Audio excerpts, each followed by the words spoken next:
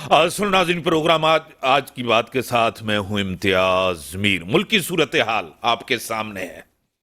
आज पीडीएम के सभी रहनुमा ने कह दिया कि हम ये तीन बेंच यानी कि तीन चीफ जस्टिस जो बेंच बनी हुई है इसका हम हिस्सा नहीं बनेंगे। एक तो हम इसका बाइकआउट करते हैं और दूसरा इनका कोई फैसला भी कबूल नहीं होगा।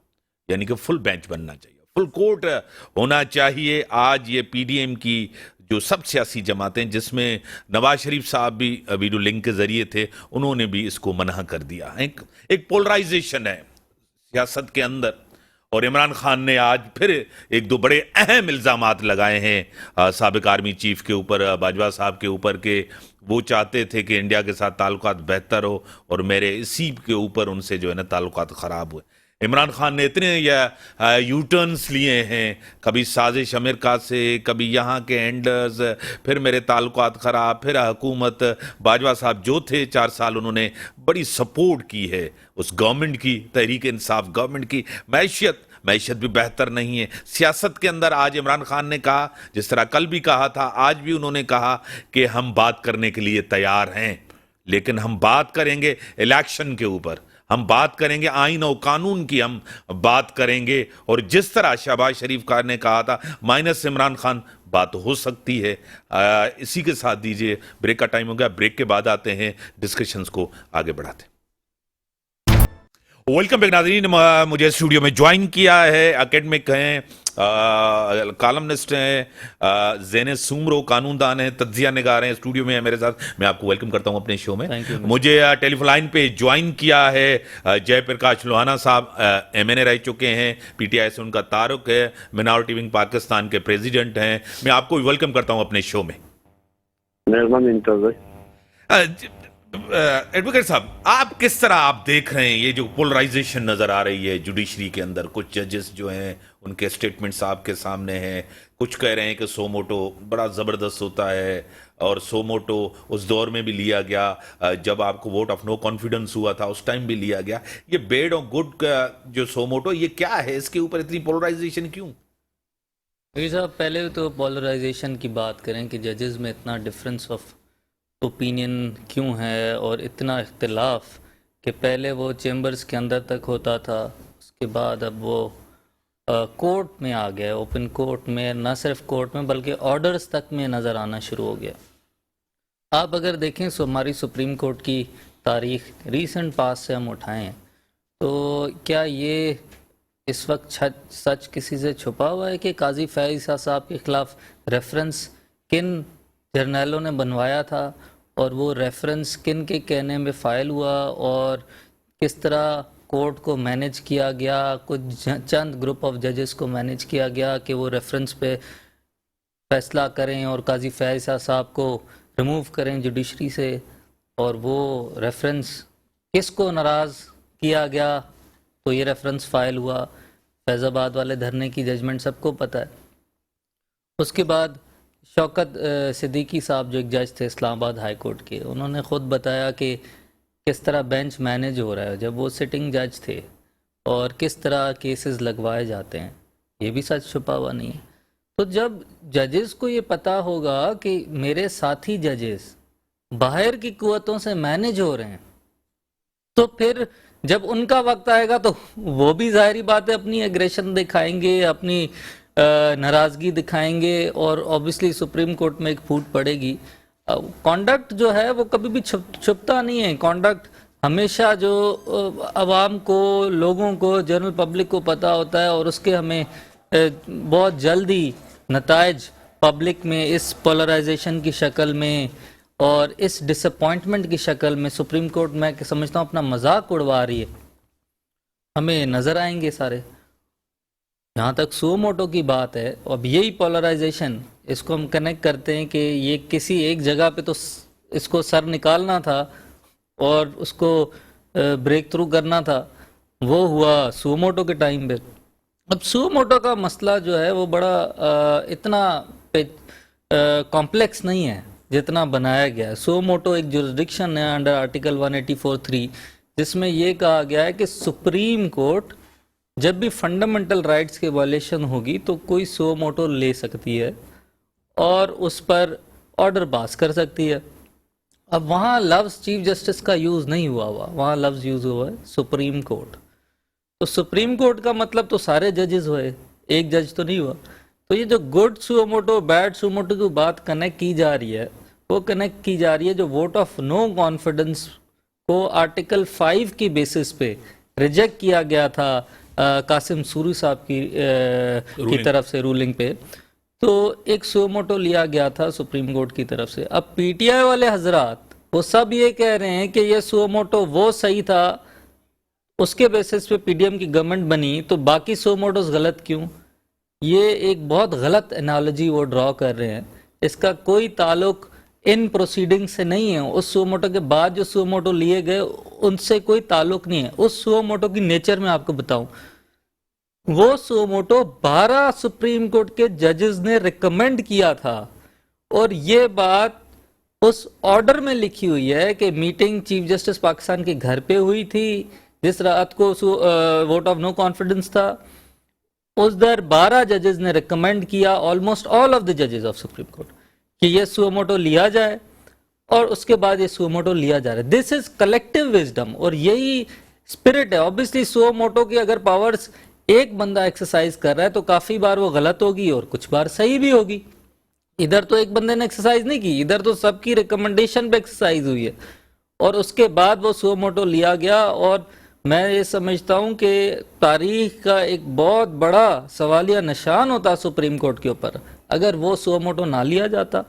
और इस तरीके से आइन को रौंदा जा रहा था पीटीआई गवर्नमेंट की तरफ से, आर्टिकल 5 की बेसिस पे vote of no confidence reject करना एक मजाक था, and it called for a suo motu itself.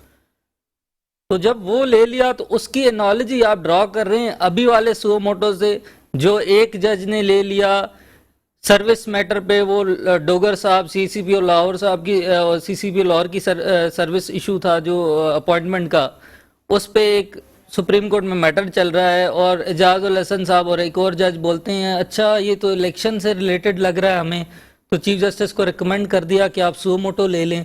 तो ये उस प्रोसीडिंग का ना इलेक्शन से ताल्लुक, ना ही उस प्रोसीडिंग का कोई आउटकम हो सकता था इलेक्शन के ऊपर, लेकिन फिर भी लिया गया।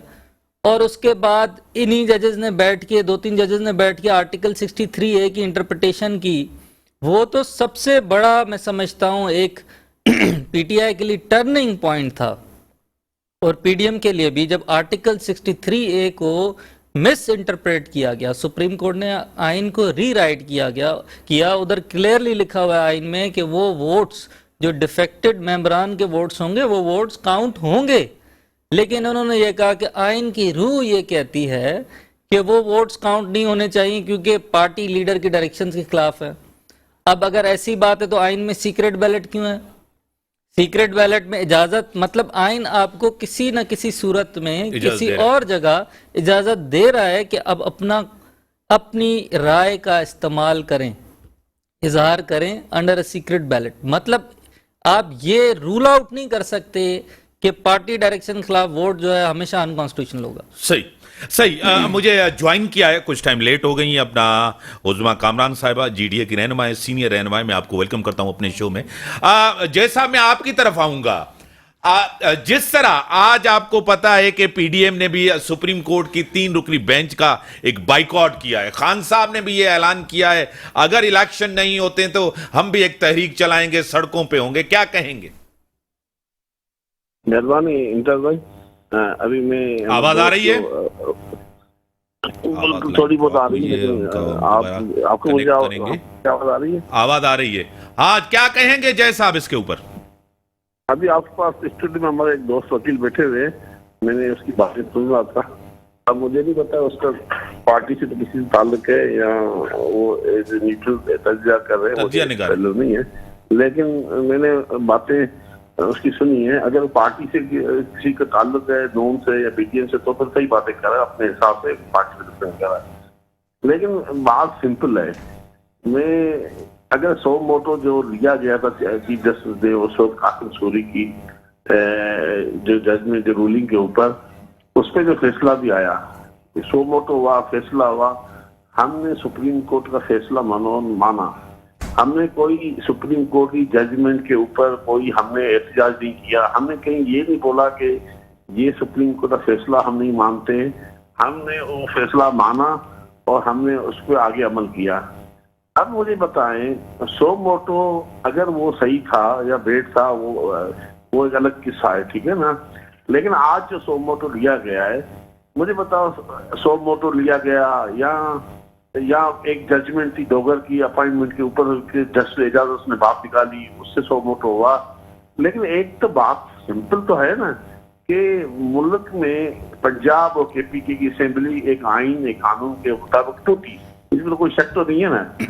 और मेरे वकील साहब ये भी बताएं कि अगर 90 डेज में इलेक्शन तो होने हैं ना, जो अगर असेंबली आइन के हिसाब से टूटती है और गवर्नर एक नई केयर हुकूमत अपॉइंट होती है, तो मतलब कि हुकूमत के पास नई केयर टेकर बनाने का पावर था, और लेकिन उनको इलेक्शन डेट देने का पावर नहीं था गवर्नर के पास।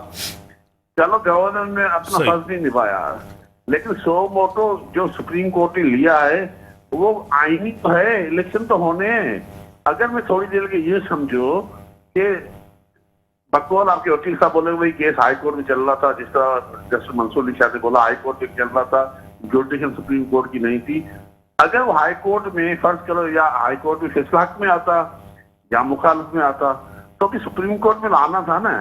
तो जो भी सुप्रीम कोर्ट ने आना था, उसके बाद ये तो फैसला आईनी सबने करना। मैं तो जाती तौर पे सच्ची बात पूछे, मैं अगर आया तो मैं तो वो चीफ जस्टिस साहब को फुल कोर्ट बना देनी चाहिए। इससे पता क्या, वो जजेस जो आइन के साथ खड़े नहीं होंगे, कम से कम एक्सपोज तो होंगे, चाहे कोई जजेस हो। मुझे पता, मुझे इससे कोई डर नहीं है। बाकी वो वकील जिन पे पीटीएम रिलाय कर रही है, और पीटीएम ये समझ रही है कि ये वकील नून के साथ खड़े हैं, ये एंटी से खड़े हैं, मेरे लिए सारे जजेस बराबर हैं। मैं तो बोलता हूँ जितने भी जजेस हैं, ये चीफ जस्टिस, ये सुप्रीम कोर्ट जजेस हैं, न कोई नून लीग के जजेस हैं, न पीटीआई के जजेस हैं, इनको वो केस वो फैसला करना चाहिए जो आइन और कानून बोलता हो। मुझे बताओ, आइन ये नहीं बोलता है कि 90 में इलेक्शन होने चाहिए।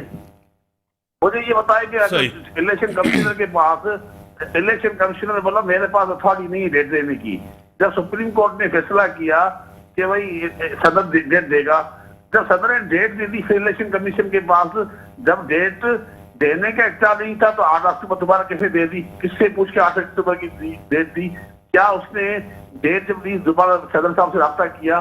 क्या इलेक्शन कमीशन को दोबारा सुप्रीम कोर्ट नहीं जाना चाहिए था कि वो इदारे हमारी सपोर्ट नहीं कर रहे हैं? तो बात तो देखो, बात मैं सो मोटो की बात ही नहीं कर रहा हूँ, मैं बात कर रहा हूँ आइन और कानून में।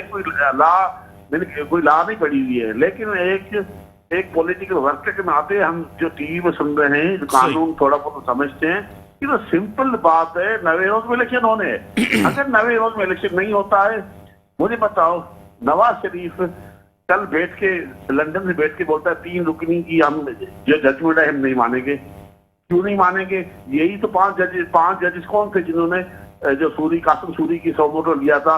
उस वक्त आपको चीफ जस्टिस अच्छा लग रहा था। मुझे ये बताएं, यूसुफ गिलानी जब नायल हुआ था, उस वक्त उसकी केस की नायली की, यही आपको नवाज शरीफ की स्टेटमेंट सुन लें, यही शहबाज शरीफ की स्टेटमेंट सुन लें। उस वक्त तो ये नवाज शरीफ खुद बोल रहा था आप उतरो सीट से, उतरो फिर अपील में जाओ। आज इन्होंने मुझे बता, इन्होंने लेजिस्लेशन की है। मुझे बताओ, एक केस यूसुफ गिलानी को फिर राइट दिया जा रहा है कि आप दोबारा अपने केस की अपील कर सकते हो। मुझे बताओ, मुझे बताओ, नहीं मैं मुकम्मल होने दो। मुझे असेंबली देखो, अगर कौमी असेंबली किसी जात के लिए नहीं इस्तेमाल होती है, यहाँ लेजिस्लेशन हो रही है पर्सनल इंटरेस्ट के तौर पे। आज मुझे बताओ, इन 11 महीने में होना क्या चाहिए था? इन 11 महीने में आवाम के लिए मुझे आज टीवी पे आप मेरे से ये सवाल कर रहे हो कि भाई रमजान का महीना है, लोगों को, कल आपने देखा कराची में कितने लोग मरे हैं सिर्फ आटा बांटने में आए। कोई मुझे बताओ, कोई बात हो रही है? आप मेरे से लोगों को इसके पीछे लगाया हुआ है इलेक्शन के चक्कर में। मुझे बताओ, आज जो पाकिस्तान में हो रहा है, अगर ये इलेक्शन नहीं होते हैं, मैं आपको बता दूं, ये मैं बोलता हूँ, पाकिस्तान से बड़ी दुश्मनी हो रही है। ये इलेक्शन होना इमरान खान के मफाद में नहीं है, इलेक्शन होना पाकिस्तान के मफाद की बात है। आज मुझे पता, कल नवाज शरीफ ने स्टेटमेंट दी, अगर कल सुप्रीम कोर्ट का फैसला अगर हमारे खिलाफ आया तो डॉलर 500 रुपए का हो जाएगा। क्या एक हुकूमत जमायत जो मुल्क में हुक्मरानी कर रही हो, इस तरह की स्टेटमेंट बनती है नवाज शरीफ के ऊपर कि आपसे इकोनॉमी सुधरती नहीं है, लेकिन आपने इकोनॉमी का बेड़ा गर्क किया हुआ है।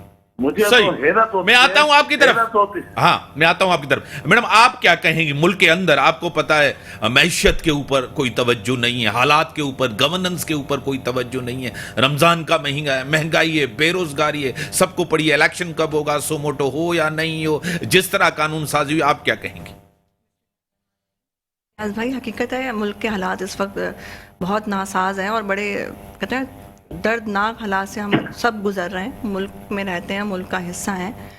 तो इस वक्त देखिए, सोमोटो की बात कहूँगी तो जब सोमोटो पीडीएम के हक में आता है तो कहा जाता है सोमोटो ठीक है, जब उनके खिलाफ जाता है तो कहते हैं नहीं। तो इसका यही हल है ना कि 90 दिन में इलेक्शन हो जाएं, क्योंकि कानून की पासदारी करना, चाहे वो पीटीआई हो, चाहे वो नून लीग हो, चाहे वो कोई भी जमात हो, सबका फ़र्ज़ है। तो आप कानून की पासदारी करें। और हकीकत है इस वक्त मुल्क की जो सूरत हाल है वो 90 दिन में इलेक्शन हो जाने चाहिए, ये बेहतर सूरत हाल बनेगी इससे। तो इसमें कोई खौफ की बात नहीं है, भागने की बात नहीं है। जो गलत होगा वो भी इस इलेक्शन में सामने आ जाएगा, जो गलत नहीं होगा वो भी सामने आ जाएगा। तो मेरे ख्याल से तो इलेक्शन ही इस चीज़ के लिए बेहतर राय सर, एडवोकेट साहब, आपकी तरफ आऊंगा। एक तो 90 दिन के इलेक्शन के ऊपर जिस तरह एम्फसाइज भी कर रहे हैं, आइन भी कहता है 90 दिन के इलेक्शन के ऊपर। एक तो 90 दिन का इलेक्शन का जो सोमोटो लिया गया वो भी आपके सामने है, दूसरी हुकूमत ने कानून साजी भी की है। दोनों चीज़ों के ऊपर एक बड़ी तनकीद हो रही है तहरीक इंसाफ करी, क्या कहें? देखिए, पहले 90 दिन की बात कर रहे हैं, मेरे भाई ने बात की कि 90 दिन में तो होनी है। मैं आपको लिख के दे दूं, अगर फुल बेंच बनेगी तो एक भी जज इस चीज़ से इख्तलाफ नहीं करेगा कि 90 दिन में इलेक्शन नहीं होनी, और फैसला फिर भी यही आना है। लेकिन बात यह है कि आप आर्टिकल्स की पिक एंड चूज और आइन और कानून की रूह की बात तब क्यों करते हैं जब आइन आपके फेवर में है। आर्टिकल 184(3) पे एक सो मोटो जुरिडिक्शन में एक सो मोटो नोटिस लिया जाए और उसके फैसले की कोई अपील ही नहीं हो, इस रूह जमीन पे किसी जगह अपील ना हो, ये कौन से दुनिया के कानून में होता है? अपील तो होती है ना। अब नेशनल असेंबली ने एक लेजिस्लेशन के थ्रू उसमें अपील दी है, तो मैं तो बड़ा हैरान हूंगा अगर इस लेजिस्लेशन को कोई स्ट्राइक डाउन करेगा। क्योंकि अब देख लें, देखिए आर्टिकल 63A पे जो इनकी गवर्नमेंट बनी पंजाब में, जिसकी डिस्टॉर्टेड इंटरप्रिटेशन की वजह से इनकी गवर्नमेंट बनी है पंजाब में, उसके बाद एक रिव्यू पेंडिंग है। अपील को तो चलें इजाजत नहीं है, एक रिव्यू पेंडिंग है सुप्रीम कोर्ट में। सुप्रीम कोर्ट उस रिव्यू को क्यों नहीं फिक्स कर रही? उस रिव्यू को अगर सुना जाएगा और फुल बेंच बनेगा, ये मैं आपके प्रोग्राम में कमिटमेंट से कह रहा हूं कि आर्टिकल 63A की जजमेंट पे रिव्यू अगर सुना जाए और फुल बेंच बने, वो जजमेंट रिवर्स हो जाएगी। कोर्ट ये डिसाइड करेगी कि इन 25 डिफेक्टेड मेंबर्स जो पीटीआई के थे, जिन्होंने पीडीएम के हक में वोट डाला था पंजाब में, ये डिसीजन आएगा सुप्रीम कोर्ट से कि इनका वोट काउंट होगा और इनकी गवर्नमेंट भी रिवर्स हो जाएगी, इनकी सारी चीजें रिवर्स हो जाएगी और पीडीएम गवर्नमेंट वापस इफेक्चुएट हो जाएगी। हमजा शहबाज सीएम होंगे। उसके बाद वो रिव्यू लगाया ही नहीं जा रहा, क्योंकि ये ऐसा कानून है जिसमें कोई अपील का हक ही नहीं है किसी को। तो ये एक अंधा कानून था और सुप्रीम कोर्ट ने हर जगह पे ये डिसाइड किया है कि फेडरल गवर्नमेंट का मतलब ये नहीं है prime minister, it means complete cabinet. और प्रोविंशियल गवर्नमेंट का ये मतलब नहीं है कि chief minister, it means complete cabinet. तो सुप्रीम कोर्ट का मतलब चीफ जस्टिस कैसे हो गया भाई? आखिर कोई आपको सेल्फ अकाउंटेबिलिटी भी तो करनी है, कोई अपनी इंटेग्रिटी भी तो चाहिए अपना फैसला इन्फोर्स करवाने के लिए। मैं बड़े अफसोस से कहता हूं कि साकिब निसार साहब के टाइम पे, गुलजार साहब के टाइम पे, जब सो मोटोज लिए जाते थे समोसों के रेट्स पे, दूध के रेट पे, डैम फंड बनाने पे, जब सो मोटोज और हॉस्पिटल्स पे छापे मारे जाते थे, तो चीफ जस्टिस के साथ उस टाइम एजाजुल हसन साहब सुप्रीम कोर्ट के मुअज़्ज़िज़ जज हैं, वो पीछे खड़े होते थे हॉस्पिटल के छापों में। क्या किसी जज को जेब देता है आर्टिकल 184(3) की जुरिडिक्शन में?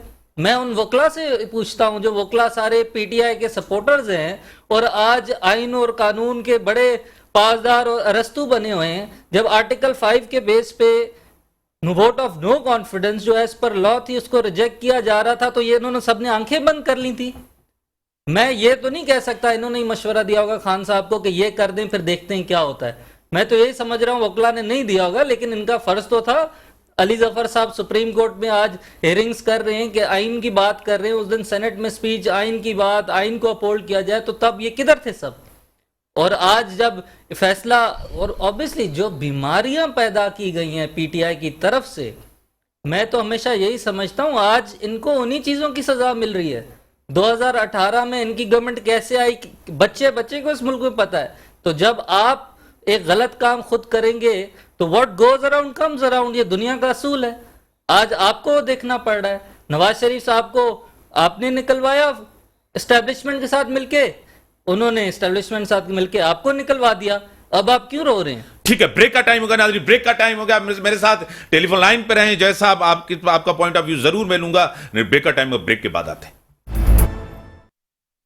वेलकम बैक नाज़रीन। जिस तरह हालात है आपके सामने, जिस तरह कानून साजी हुई आपके सामने, कुछ जजेस का जिस तरह मतलब तनकीद भी हो रही है उनके ऊपर, और कुछ जजेस जो है ना उस बेंच से अपने आप को अलग भी करते हैं, मंदोखिल साहब हो, जस्टिस मंसूर साहब हो, और जिस तरह आप दीद हो गए चीफ जस्टिस साहब, जज्बाती हो गए सुप्रीम कोर्ट के ऊपर, ये भी आपको पता है। दूसरी तरफ खान साहब कह रहे हैं कि मैं जुडिशरी के साथ हूँ, आइन के साथ हूँ। जैसा आइनी ये चीज़ें तो डिस्कस होती रहती हैं। एक आपने जो है ना दो बंदों की एक कमेटी भी बनाई हुई है कि ये बात करे, यानी कि पीडीएम से जैसे शामुल कुरैशी साहब हैं, परवेज इलाही साहब हैं, इस क्राइसिस से निकला जाए। क्या कहेंगे जी जय साहब? आवाज आ रही है?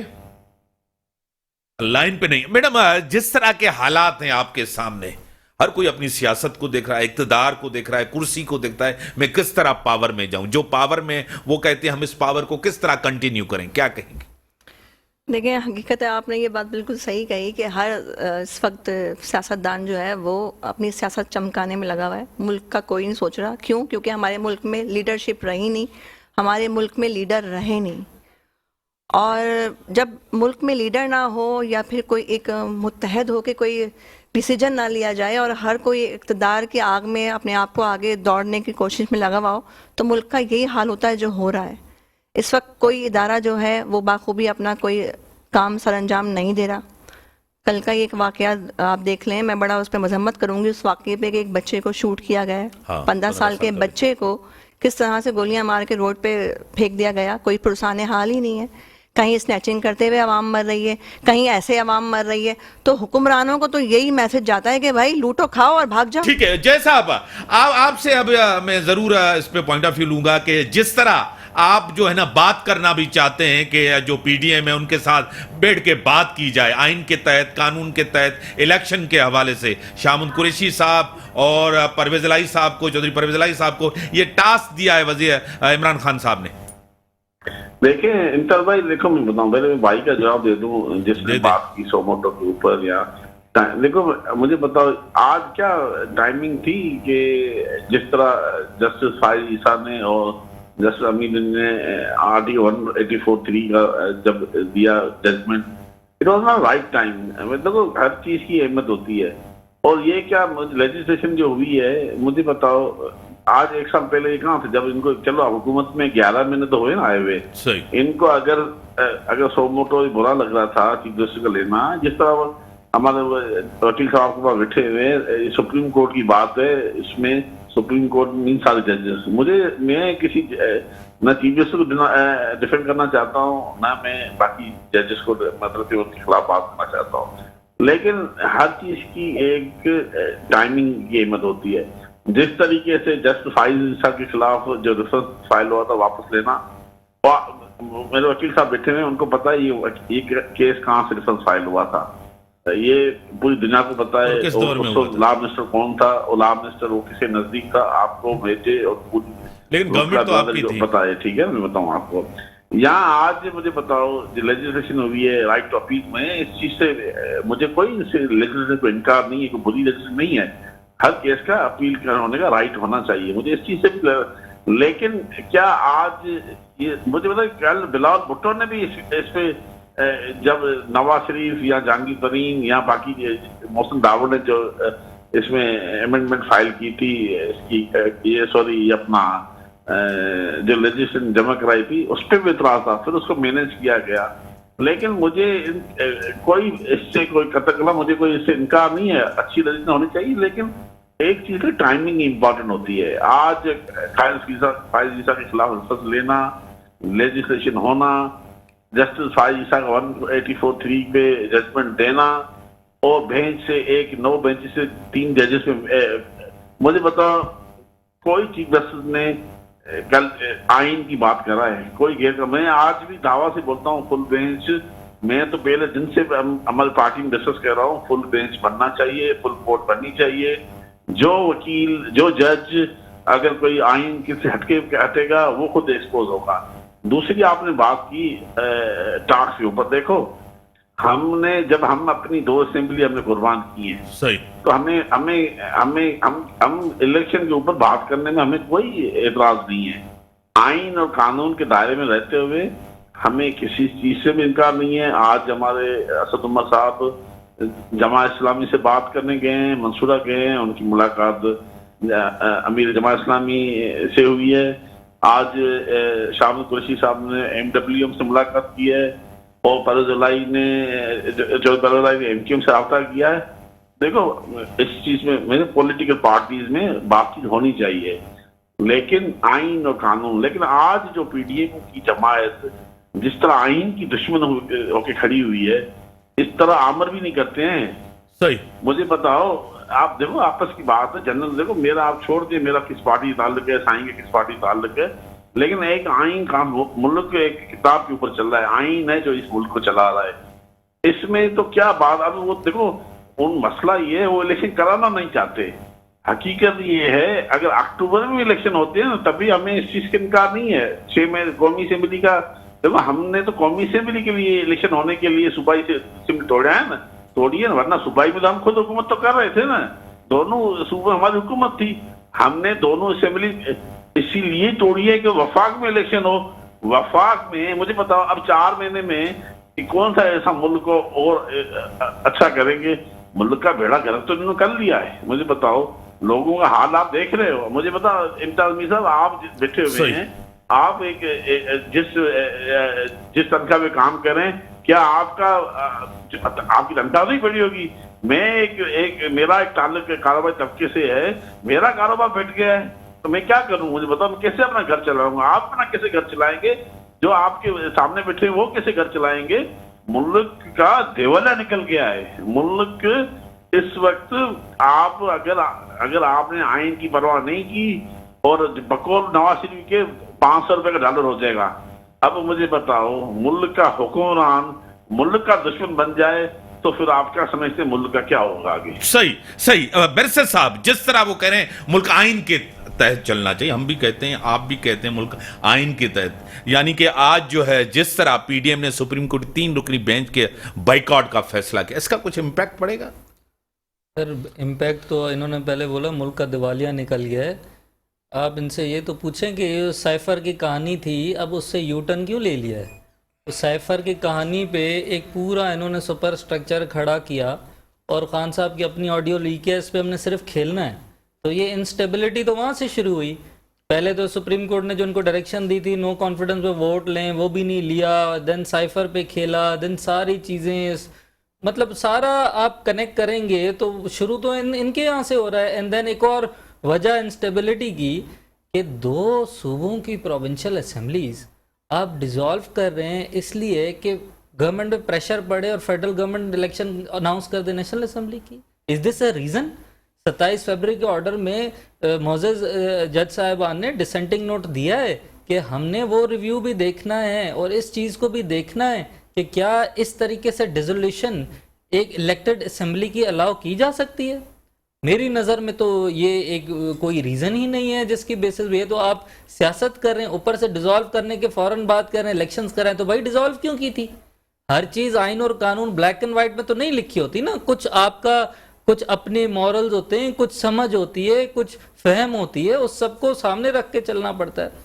अभी पीडीएम की जो बात है, आप देखें वो 9 मेंबर्स का एक बेंच बना, 9 में से 2 गए, 7 जजेस में से 4 ने फैसला किया। जज चीफ जस्टिस साहब को तो मैं तो समझ रहा हूँ जो मेजॉरिटी ऑफ जजेस का विजडम है वो लेके कहना चाहिए 4-3 का फैसला है। वो ये इंटरप्रिटेशन, एक सवाल उठ गया है कि 4-3 का है, 3-2 का फैसला है, तो इंटरप्रिटेशन वो लें जो मेजॉरिटी ऑफ जजेस के साथ जाती है।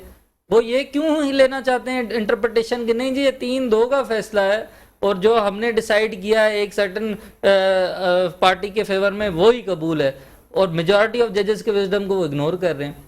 और उसके बाद 2 और जजेस ने जिस तरीके से रिक्यूज किया कोर्ट में, वो हमारे लिए क्या शर्मनाक नहीं है? क्या ये तारीख में नहीं लिखा जाएगा आज के बाद कि जिस तरीके से जो हमारे मंदुक खैल साहब हैं उन्होंने कहा कि मुझे तो सुना बोलने की इजाज़त भी नहीं दी जा रही। तो बात यह है कि ऑब्वियसली जब ये मामलात होंगे और जाके 3 जजेस बच जाएंगे जो एक सर्टन क्लब के जजेस हैं, तो पीडीएम से यही जवाब आना था, उन्होंने कोई मिठाइयाँ थोड़ी बांटनी है आपके फैसले के ऊपर। ठीक है, बड़ी मेहरबानी आपकी मैडम। आपकी जय साहब, आपकी जो मुल्क की सूरत हाल है वो आपके सामने है। अब फुल कोर्ट बनना चाहिए, फुल बेंच बनना चाहिए। तो 3 रुकनी बेंच का बाइकआउट किया है पीडीएम ने। इमरान खान ने कहा कि अगर इलेक्शन 90 दिन के अंदर नहीं होते तो मैं सड़कों पे हूंगा। इसी के साथ ही इजाज़त, अल्लाह हाफिज।